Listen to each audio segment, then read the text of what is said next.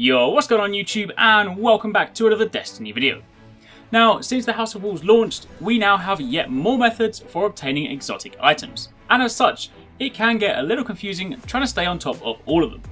So in this video, I'm going to put together a handy guide that outlines all the possible sources for exotic items, both old and new, so that you know exactly what you should be doing if you're looking to increase your chances. So let's start with the all-encompassing sources, the ones that can yield both new and old exotics.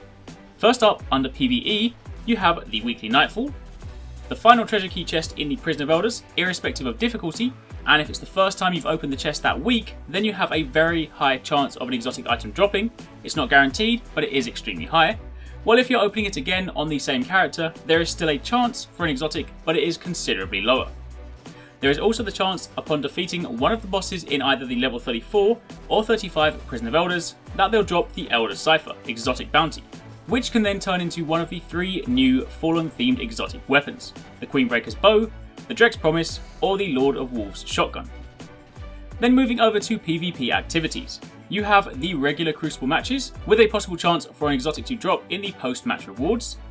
The same also applies for Iron Banner when it's running, again with a chance of an exotic drop in the post-match rewards.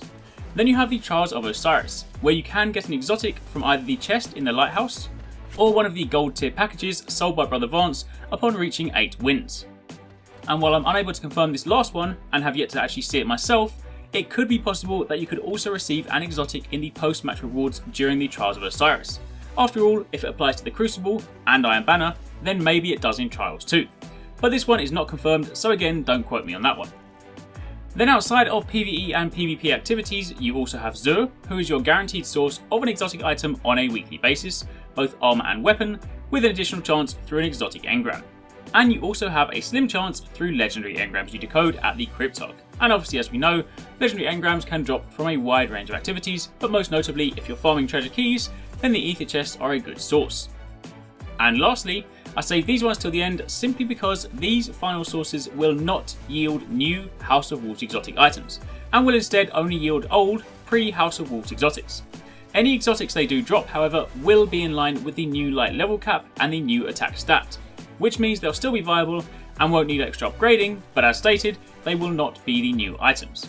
And the sources I'm referring to are the first chest in the Vault of Glass, and defeating Atheon, also in the Vault of Glass, and then in Crota Zen Raid, defeating the Death Singer, and defeating Crota himself. Any exotics from these 4 sources will have updated stats, but again will only yield items from the respective time period. And that, my friends, is it. Those are your exotic sources in Destiny right now. And of course, if you have multiple characters, then you can triple your attempts by running those across all 3. Let me know in the comments down below if I've missed anything out, and if I have, I'll update the description. But aside from that, thank you very much for watching. Take it easy, catch you next time, peace out.